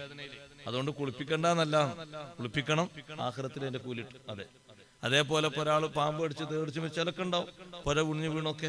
ആ പറഞ്ഞതൊക്കെ ആ ഇതിൽ പെട്ടൊക്കെ അവർ റുത്തുബയിലെത്തും. ഒരു ഈമാനോടെ നിലന്ന് ആൾക്കാരാണെങ്കിൽ ഓൽക്ക് അള്ളാഹു താല കൊടുക്കുന്ന ദർജ വലുതാണ്. ഷഹാദത്തിന്റെ ദർജ ചെറുതല്ല, വലുതാണ്. അള്ളാഹു അവർക്ക് നൽകുമാറാകട്ടെ. മുഅ്മിനീങ്ങളെ നമ്മളതനുസരിച്ച് നമ്മൾ അങ്ങനെയല്ലേ വിചാരിക്കാൻ പാടുള്ളൂ. അപ്പൊ ഇത് കുളിപ്പിക്കുന്നിടത്തും കുടിക്കുന്നിടത്തും കടത്തുന്നിടത്തൊക്കെ വിവരമുള്ള ആൾക്കാർ പറയുന്നത് കേൾക്കണം. അതാ വേണ്ടത്. എല്ലാ വിഷയത്തിലും ആലിമും ജാഹിലും സമല്ല. അഫമൻ യംശി മുകിബ്ബൻ അലാ വജീഹി അഹ്ദാ അമ്മൻ യംശി സവിയൻ അലാ സിറാത്തുൽ മുസ്തഖീം. സിറാത്തുൽ മുസ്തഖീമിലൂടെ നടക്കാനും അതിന്റെ വിവരവും ഉള്ള ആളും അല്ലാത്ത ആളും എങ്ങനെ രണ്ടാളും സമാകണത്? രണ്ടും സമല്ല. നേർവഴിയിലെത്തുന്ന ആള് സിറാത്തുൽ മുസ്തഖീമിലൂടെ നടക്കുന്ന ആളാണ്. അതുകൊണ്ട് അയാൾ പറഞ്ഞാൽ അത് സ്വീകരിക്കണം. ആലിമ് പറഞ്ഞാൽ ആ ആലിമ് പറഞ്ഞ തെറ്റല്ലെങ്കിൽ ഇത് സ്വീകരിക്കണം. ആ ആലിമ് പറഞ്ഞൊരു സംശയം വന്നോ, നമ്മൾ അതിനേക്കാളും വലിയൊരു ആലിമിനോട് ചോദിക്കണം. അങ്ങനെയാണ്. അപ്പൊ ആലിം അങ്ങനെ ഒരു വിഷയം പറഞ്ഞു, മറ്റേ ഒരു ആലിം അങ്ങനെ വിഷയം പറഞ്ഞു, നമുക്കതിന്റെ ഇഷ്കാല് തീരുന്നില്ല. നമ്മൾ കുറച്ചുകൂടി ഒരു ആലിമ്യങ്ങളോടും ചോദിച്ചു നോക്കുക, കുറച്ചുകൂടി പഴക്കം ചെന്ന ആലിമ്യങ്ങളോട്, തയക്കം ചെന്ന ആൾക്കാരോട്. അവരത് പറഞ്ഞു തരും. കാരണം അവർ പറഞ്ഞു തരുന്നതോടൊപ്പം തന്നെ അവർ കിതാബുകളും ഇമാമിയങ്ങളെ ഉദ്ധരണിയും ഒക്കെ നിരത്തി തരും. നമ്മളത് സ്വീകരിച്ചാൽ മതിയല്ലോ. ആ ഇമാമിയങ്ങൾ എഴുതി വെച്ചനുസരിച്ച് കാര്യങ്ങൾ നടത്തിയാൽ പോരെ, ഒരു കുഴപ്പമില്ല. അപ്പോ ആലിമും ജാഹിലും സമമല്ല, രണ്ടും വ്യത്യാസമുണ്ട്. ഇതിനാണ് നമ്മൾ നന്നായി ഓരോ വിഷയത്തെ പറ്റിയും പഠിക്കണം എന്ന് പറയാനുള്ള പ്രധാനപ്പെട്ട കാരണം. ഒരാൾ നിസ്കരിക്കുന്നുണ്ട്, അവിടെ അയാൾ നിസ്കാരം തുടങ്ങിയിട്ട് ഒരു 2 റക്അത്ത് കഴിഞ്ഞു. നമ്മളും ഒരു 2-3 ആൾക്കാരും നിസ്കരിക്കാൻ വേണ്ടി വന്നതാണ്. നമ്മൾ അയാളെ പിന്താങ്ങുന്നതിനേക്കാളും നല്ലത് നമുക്ക് സമയം ഉണ്ടെങ്കിൽ 2 റക്അത്തിനും കൂടി അവിടെ വെയിറ്റ് ചെയ്തിട്ട് ജമാഅത്ത് അവ്വൽ തുടങ്ങലാണ് ഔല അഫ്ളൽ. അങ്ങനെ എന്നാ അങ്ങനെയല്ല ആൾക്കാർ ചെയ്യാം. ആൾക്കാർ ഒരു 4-5 ആൾക്കാർ ഹൗലുങ്കരയിലുണ്ടെങ്കിലും ഇമാം അത്തഹിയ്യാത്തിലാണെങ്കിൽ കയ്യും കാലൊക്കെ വിട്ട് ഹൗലുങ്കരയിൽ മുക്കിയിട്ട് ഒരു വരവാണ് വരും. വന്നിട്ട് ഇഹ്റാം കെട്ടിയോ ഈമാൻ കെട്ടിയോ നിയ്യത്ത് കെട്ടിയോ അറിയില്ല. അല്ലാഹ് ഒറ്റ ഇരിക്കണം, ഇരിക്കണം എന്നേ ഉള്ളൂ. ഇരിക്കണം എന്നില്ലല്ലോ. നിസ്കാരത്തിൽ പങ്കെടുക്കണമെങ്കിൽ ഇരിക്കണം എന്നുണ്ടോ? സലാമിന്റെ മുമ്പ് നമ്മൾ നിയ്യത്ത് വെച്ച് തക്ബീർ ഇങ്ങനെ ചെല്ലിയാ മതിയല്ലോ. പക്ഷെ ഈ ഇരിക്കലാണല്ലോ എല്ലാവരും കാണുന്ന കാഴ്ചപ്പാട്. അപ്പൊ ഈ നിയ്യത്തും തക്ബീറൊക്കെ കയ്യിൽ പോയാലും കുഴപ്പമില്ല, അണ്ട് ഇരുന്നോളം വന്നിട്ട് ആ ഒരു ചിന്തയിലാണ്ട് ഇരിക്കും. അങ്ങനെ ഇരിക്കുമ്പോ സത്യത്തിൽ ഈ ഉള്ള നിസ്കാരവും ഇല്ല, ജമാഅത്തും ഒന്നുമില്ല. അഫ്ളലും ഔലയും ഒരു ജമാഅത്തിൽ നിന്ന് കുറച്ച് റക്അത്ത് കഴിഞ്ഞു പോയി എങ്കിൽ ബേക്കിൽ ജമാഅത്തിന് ആളുകളുണ്ട്, നമ്മളെപ്പോലെ അവരും വെയിറ്റ് ചെയ്യാനൊക്കെ ഉള്ളവരാണ്. ആരും നമ്മളെ പോലെ കൂട്ടാക്കോലെ എല്ലാവരും പോണവരാണ്, അതിൽ പോയി കൂടണട്ടോ, എല്ലാ ജമാഅത്തും പോകും. അല്ല, ഓല് ജമാഅത്തിന് നമ്മൾക്ക് കിട്ടുന്ന ആൾക്കാരാണ്, ഓല് നിൽക്കും. അല്ലെങ്കിൽ ജമാഅത്തിന് നമ്മൾ കുറച്ചു നേരം വെയിറ്റ് ചെയ്ത ആൾ വരാൻ സാധ്യത ഉണ്ട്. നാ തുടക്കം മുതലേ ജമാഅത്തിലായി പോരലാണ് നല്ലത്, അതിൽ പോയി കൂടലല്ല. നമ്മൾ അത്തഹിയ്യാത്തിലാണെങ്കിലും പോയി കൂടും. പിന്നെ അത്തഹിയ്യാത്തിൽ കൂടി സൊഫ് മാത്രം 4 സൊഫ് അങ്ങനെ ആവും. അത് ഇൽമിന്റെ ഒരു കുറവ് കൊണ്ട് സംഭവിക്കുന്നതാണ്. ബേക്കിൽ ആളുകൾ ഉണ്ടെങ്കിൽ നമ്മൾ വേറെ ജമാഅത്ത് തുടങ്ങല്ലേ എന്ന് ചോദിച്ചാൽ എന്നാ അങ്ങനെ ആയിക്കോട്ടെ എന്ന് പറഞ്ഞാൽ അതാണ് തുടക്കം മുതലേ ജമാഅത്ത് പൂരാണല്ലോ. അത് അവിടെ നിസ്കരിക്കപ്പെടുന്ന അവർ ജമാഅത്താണെങ്കിൽ സംഗതി അങ്ങനെ തന്നെ. ശ്രദ്ധിക്കേണ്ട മാർഗം അപ്പോഴും അങ്ങനെ തന്നെ. അതായത് ബാദ് എന്നാണ് കിതാബിലുള്ളത്. ബാദുസ്സലാ കൊണ്ട് ഇമാമ സാബിത്തായി. ബാദുസ്സലാ എന്ന് പറഞ്ഞാൽ ഏറ്റവും ചുരുങ്ങിയ റക്അത്താണല്ലോ, അതിലപ്പുറം പോകാം. അപ്പൊ ആ റക്അത്തിൽ അവിടെ കൂടുന്നതിനേക്കാളും അവല്ലേ ജമാഅത്തായി പോരുന്ന നിലക്കുള്ള ജമാഅത്താണ് നല്ലത്. അതാണ് നമ്മൾ സ്വീകരിക്കേണ്ടത്. ഞാനിവിടെ ഇത് വിശദീകരിച്ച് പറയാനുള്ള കാരണം ആലിമും ജാഹിലും സമല്ല. അതുകൊണ്ട് ആലിമീങ്ങളൊരു വിഷയം പറയുമ്പോൾ കിതാബിനനുസരിച്ച് ശരിയായ നിലക്ക് വിശ്വസിക്കാൻ പറ്റിയ ആൾക്കാർ പറയുമ്പോൾ നമ്മളത് സ്വീകരിക്കലാണ് നമുക്ക് നല്ലത്. നമ്മൾ ഓരോരുത്തരും ആലിമീങ്ങൾ പറയുന്ന മസലയും കാര്യങ്ങളും അതിനെ എതിർത്ത് അതിനെ തള്ളി തോൽപ്പിച്ച് ഓൽക്കൊന്ന് തിരിയാത്തോണ്ടാണ് എന്ന് പറയുന്നതിനേക്കാളും നല്ലത് ഓൽക്കത് തിരിയുന്നോണ്ടാണ് ഓല് പറയുന്നത് എഴുതിയിട്ട് നമ്മൾ സ്വീകരിക്കും. ഇനി ഒന്നുമില്ലെങ്കിൽ നമുക്കൊരു അവലംബം അവരുണ്ടല്ലോ, അവര് പറഞ്ഞുകൊണ്ട് നമ്മൾ ചെയ്തു, സ്വന്തം ചെയ്തില്ല എന്നുള്ളവർക്കാവുമ്പോ ഒരു താങ്ങെങ്കിലും ഉണ്ടല്ലോ. ഇനി എന്തെങ്ങനെ ചെയ്തത്, മൂപ്പരോട് വെച്ചാൽ മൂപ്പര് പറഞ്ഞാണ്, അതെങ്കിലും പറയാലോ. മറ്റേത് എന്നോടാരെങ്ങനെ ഞാൻ പറഞ്ഞാൽ ചോദിച്ചുകൂടായിരുന്നില്ലേ എന്നല്ലേ അള്ളാഹു തആല ചോദിക്കാം. അതൊന്ന് അറിഞ്ഞൂടായിരുന്നില്ലേ, ഒന്ന് ചോദിച്ചുകൂടായിരുന്നില്ലേ, ആ പറഞ്ഞൊന്ന് കേട്ടുകൂടായിരുന്നില്ലേ? അപ്പൊ നമുക്ക് അവലംബം കുറയാ ചെയ്യും. അതുകൊണ്ട് ഇൽമുള്ള ആളുകളും ഇൽമില്ലാത്തവരും രണ്ടും സമല്ല. മുഅ്മിനും മുഅ്മിനല്ലാത്തവനും സമല്ല. മുഅ്മിൻ സവിയൻ അലാ സിറാത്തിൻ മുസ്തഖീം, നേർക്ക് നേരെയുള്ള റൂട്ടിലൂടെ ആഖിറത്തിലേക്ക് അല്ലാഹുവിലേക്ക് ചേരുന്നവനാണ്. ദുനിയാവിൽ അങ്ങനെ ജീവിച്ചെങ്കിൽ മറ്റവൻ ഇവിടെ മുഖം കുത്തിയാണ് ജീവിക്കുന്നത് എന്ന് പറഞ്ഞതിന്റെ അർത്ഥം അവന്റെ റൂട്ട് ശരിയല്ല, അവന്റെ പോക്ക് ശരിയല്ല, അവന്റെ അമല് ശരിയല്ല. ജീവിതമൊക്കെ എല്ലാവർക്കും ഒരുപോലെയാണ്, പക്ഷെ അവന്റെ അമലും ഈമാനും ശരിയല്ല. അതേപോലെ തന്നെയാണ് ആലിമിന്റെയും ജാഹിലിന്റെയും അവസ്ഥ ശരിയല്ല, രണ്ടും ഒരുപോലെയല്ല. സിറാത്തുൽ മുസ്തഖീമിലൂടെ പോകാനും ആഖിറത്തിൽ അങ്ങനെ തന്നെ എത്തിച്ചേരാനും അള്ളാഹു തൗഫീഖ് നൽകുമാറാകട്ടെ. രണ്ട് കാലിലൂടെ അന്തസ്സോടെ നടന്ന് അള്ളാഹുവിന്റെ ഹദറത്തിലെത്തി അള്ളാഹുവിനെ കാണാൻ അള്ളാഹു നമുക്ക് ഭാഗ്യം നൽകുമാറാകട്ടെ. നിർത്തുകയാണ്. മുഹറം മാസമാണല്ലോ ഇപ്പൊ, മുഹറം നോമ്പാണ് വരാൻ പോകുന്നത്. പിന്നെ ചൊവ്വാഴ്ചയും ബുധനാഴ്ചയല്ലേ, 9ഉം 10ഉം വളരെ ശ്രേഷ്ഠമായ 2 നോമ്പുകളാണ്. ഹബീബ് സല്ലല്ലാഹു അലൈഹി വസല്ലം തങ്ങൾ മദീനയിലെത്തി 10ന്റെ നോമ്പ് ആദ്യം വലിയ കാർക്കശ്യത്തോടെ നോറ്റിരുന്നു. റമദാൻ നോമ്പ് നിർബന്ധമാണ് മുമ്പ്. മദീനയിലെത്തി ലാസ്റ്റ് സമയത്ത് ഹജ്ജ് കഴിഞ്ഞ് വന്ന് ദുൽഹിജ്ജ കഴിഞ്ഞ അടുത്ത് മുഹറല്ലേ, മുഹറം നോമ്പ് നോറ്റപ്പോ കുറച്ച് സ്വഹാബത്ത് വന്നിട്ട് പറഞ്ഞു, നബിയെ നമ്മള് മാത്രമല്ലല്ലോ ജൂതന്മാരും നോൽക്കണ്ടല്ലോ ഈ നോമ്പ് എന്ന് പറഞ്ഞു. 10ന് നോമ്പ് നോറ്റപ്പോ അക്കൊല്ല 10 നോറ്റപ്പോ പറഞ്ഞു മറ്റോര് നോൽക്കുന്നുണ്ട്. ഓല് നോൽക്കുന്നുണ്ടോ? എന്നാ ഇൻഷാ അല്ലാ ഓലോട് എതിരാകണം. അടുത്ത കൊല്ലം ഞാൻ ഹയാത്തിലുണ്ടെങ്കിൽ ഞാൻ 9ഉം കൂടി നോൽക്കും. അത് നബി സല്ലല്ലാഹു അലൈഹി വസല്ലം തങ്ങൾ താല്പര്യം വെച്ച് നമ്മളെ ഏൽപ്പിച്ചൊരു സുന്നത്താണ്. അപ്പൊ തങ്ങളെ ആ ഒരു താല്പര്യം നമ്മൾ നിർവഹിക്കുക എന്നതും കൂടി 9ന്റെ നോമ്പ് നോൽക്കുന്നതിലുണ്ട്. അതുകൊണ്ട് ഒറ്റ ദിവസം മതിയെന്ന് തീരുമാനിക്കാതെ തങ്ങൾ 9-10 നോറ്റിട്ടുള്ളൂ, ഞാനതേ നോൽക്കുന്നുള്ളൂ എന്ന് പറയാതെ ഞാൻ അടുത്ത കൊല്ലം ബാക്കിയുണ്ടെങ്കിൽ ലാസൂമൻ നത്താസിയ ഞാൻ 9 കൂടി നോൽക്കുന്ന തങ്ങൾ ആഗ്രഹം പറഞ്ഞാണല്ലോ. നമ്മൾ നോൽക്കുന്നതിലൂടെ വലിയൊരു അമല് ചെയ്യുന്നത് തങ്ങളെ ആഗ്രഹത്തെ നമ്മൾ പിന്താങ്ങി നടപ്പിലാക്കും കൂടി ചെയ്യുകയാണ്. 9ഉം 10ഉം 2 ദിവസത്തെ നോമ്പും നോൽക്കണം. അള്ളാഹു തൗഫീഖ് നൽകുമാറാകട്ടെ. ശ്രേഷ്ഠമായ ദിനരാത്രങ്ങളാണ്. എപ്പോഴും പറയുന്നത് പോലെ തന്നെ മുഹറം 10ന്റെ നോമ്പിനോ അല്ലെങ്കിൽ അതിന്റെ 9ന്റെ നോമ്പിനൊക്കെ കുടുംബങ്ങൾക്ക് ഭക്ഷണ വിശാലത ചെയ്യുക, അത് പ്രത്യേകം പുണ്യമായ വിഷയമാണ്. ഈ വർഷത്തിൽ മൊത്തം അല്ലാഹു തആല നമുക്ക് റിസ്ക് വിശാലമാക്കാൻ അതൊരു കാരണമാണ്. അതിൽ മടിയൊന്നും ഉണ്ടാകണ്ട. മക്കൾക്കും ഭാര്യമാർക്കും കുടുംബത്തിനൊക്കെ എല്ലാവരും ഇപ്പോൾ സ്കൂളൊന്നും ഇല്ലാത്തതല്ലേ, എല്ലാവരും വീട്ടിൽ വിളിച്ചു, ഓൻ്റെ ഉസ്താദ് എല്ലാവരും കൂടി വന്നാൽ ഒരുപാട് ചെലവ്, ഒരു ദിവസം ഒരു ചെലവ്, എല്ലാവർക്കും കൂടി ഒരു ദിവസം ചെലവ് കൊടുത്താൽ ബാക്കിയുള്ള ദിവസമൊക്കെ അല്ലാഹു തആല നമ്മളെ റിസ്ക് മുട്ടിക്കാതെ തരികയാണെങ്കിൽ അതല്ലേ നല്ലത്. അപ്പൊ അതിനും കൂടിയുള്ള ഒരു സന്ദർഭമാണ് ഈ വരുന്ന മുഹറം 9ഉം 10ഉം. ദുഃഖസൂചകമായിട്ട് ഇസ്ലാമിൽ ഒന്നും കൽപ്പിക്കപ്പെട്ടിട്ടില്ല. 10ന്റെ അന്ന് നാട് നീളെ നമ്മളെ നാട്ടിൽ പറ്റിയല്ലോ, ഷിയാക്കൾ കാണാൻ കൊട്ടിഘോഷിച്ച് കുത്തും കുരവി ഉണ്ടാക്കി പരിക്കേൽപ്പിച്ച് എന്തൊക്കെയോ ഹാലളകുന്ന സ്വഭാവം അത് ഇസ്ലാമിലല്ല, ഇസ്ലാമിന് അന്യമാണ്, ഇസ്ലാമിൽപ്പെട്ട കാര്യമല്ല. ഹുസൈൻ റളിയല്ലാഹു അൻഹു അന്നങ്ങനെ ഷഹീദായെങ്കിൽ വർഷാവർഷം അങ്ങനെ എല്ലാവരും ഷഹീദാകണം, കുത്തിപ്പരിപ്പിക്കണം കൽപ്പന ഉണ്ടോ? അങ്ങനല്ലല്ലോ. ദുഃഖസൂചകമായിട്ട് അങ്ങനെ നടപടി ഇസ്ലാമിലില്ല. അത് സുന്നത്തുണ്ട്. മുഹറം 30 നോമ്പൊരിക്കൽ സുന്നത്തുണ്ട്. റമദാൻ കഴിഞ്ഞാൽ മുഹറം എന്ന മാസം നോമ്പിന് പവിത്രമായ മാസം. റമദാൻ കഴിഞ്ഞാൽ ഏറ്റവും ശ്രേഷ്ഠമായ നോമ്പ് മുഹറം നോമ്പല്ല, അറഫാ നോമ്പാണ്. അതെ, അറഫാ നോമ്പാണ്. സുന്നത്ത് നോമ്പ്.